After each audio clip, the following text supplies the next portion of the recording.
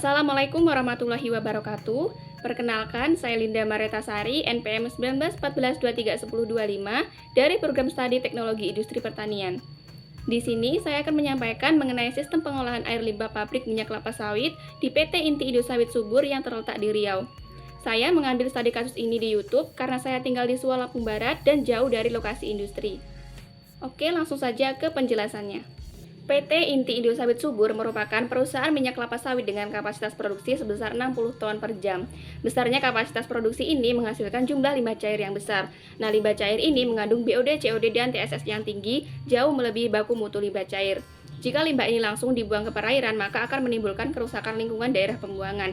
Oleh karena itu, perlu dilakukannya pengolahan untuk menetralkan air dari bahan-bahan tersuspensi, menguraikan bahan organik biodegradable, meminimalkan bakteri patogen, serta memperhatikan estetika dan lingkungan. Proses pengolahan limbah cair kelapa sawit pada PT Inti Indosawit Subur dilakukan dengan sistem IPAL atau instalasi pengolahan air limbah. Pengolahan ini dilakukan melalui 3 tahapan, yaitu primary treatment, secondary treatment, dan tertiary treatment atau pengolahan lanjutan. Langsung saja ke tahap yang pertama, yaitu primary treatment. Primary treatment merupakan pengolahan pertama yang bertujuan untuk memisahkan zat padat dengan zat cair menggunakan filter atau saringan. Dapat dilihat di sini, zat cair akan terpisah dari zat padatnya. Limbah cair yang sudah terpisah dari padatan kemudian dialirkan ke bak kontrol yang berfungsi untuk mengontrol debit air limbah sebelum dipompakan ke kolam aerasi.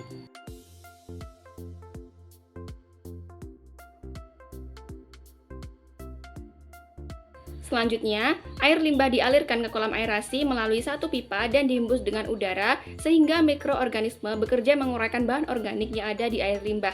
Kolam aerasi merupakan pengolahan air limbah yang dilakukan dalam kolam yang luas secara aerob. Pada kolam ini dilengkapi dengan diffuser yang berfungsi untuk mensuplai oksigen. Selanjutnya, dari kolam aerasi ini, air limbah akan dialirkan ke bak pengendap akhir.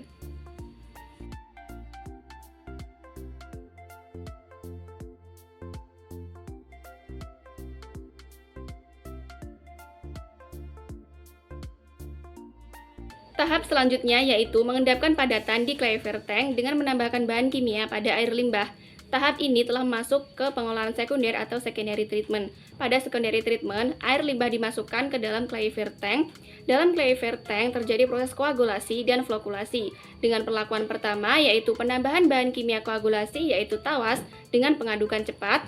Perlakuan kedua yaitu menambahkan bahan flokulan yaitu polielektrolit melalui pengadukan lambat.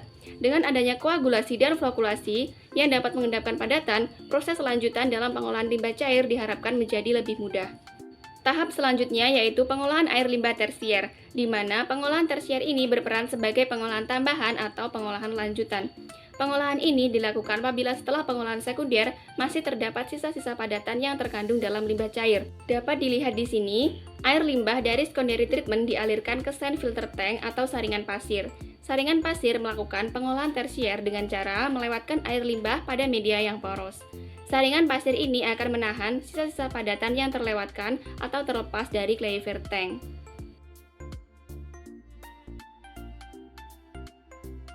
Ini adalah hasil sebelum dan sesudah dilakukan treatment. Sesudah dilakukan treatment, air limbah ini berwarna bening. Hasil yang didapat selanjutnya dialirkan ke kolam parameter atau kolam ikan sebagai indikator kualitas air limbah. Menurut Peraturan Menteri Lingkungan Hidup Nomor 5 Tahun 2014 menyebutkan, setiap perusahaan yang memiliki aktivitas produksi yang menghasilkan limbah cair diwajibkan untuk mengikuti standar baku mutu yang telah ditetapkan pemerintah.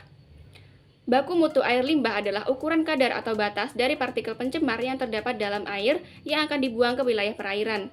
Terdapat beberapa parameter yang dijadikan acuan dalam menilai baku mutu limbah cair yang dihasilkan oleh pabrik kelapa sawit. Parameter tersebut yaitu pH, BOD, COD, dan TSS. Dapat dilihat di sini, untuk kadar pH maksimal yaitu 6,0 sampai 9,0 jika digunakan sebagai land application ataupun dibuang ke perairan. Untuk kadar BOD maksimal yaitu 5.000 mg per liter jika digunakan sebagai land application dan 100 mg per liter jika dibuang ke perairan.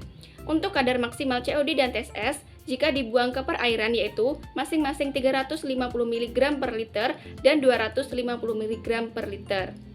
Hasil yang telah didapatkan dari pengolahan dengan sistem IPAL tersebut harus diukur terlebih dahulu untuk mengetahui kadar pH, BOD, COD, dan TSS. Sehingga apabila nilai dari masing-masing parameter tersebut tidak melebihi kadar maksimal, maka bisa digunakan untuk land application ataupun bisa langsung dibuang ke perairan tanpa menimbulkan pencemaran. Sekian yang dapat saya sampaikan. Apabila terdapat kesalahan, saya mohon maaf. Terima kasih. Wassalamualaikum warahmatullahi wabarakatuh.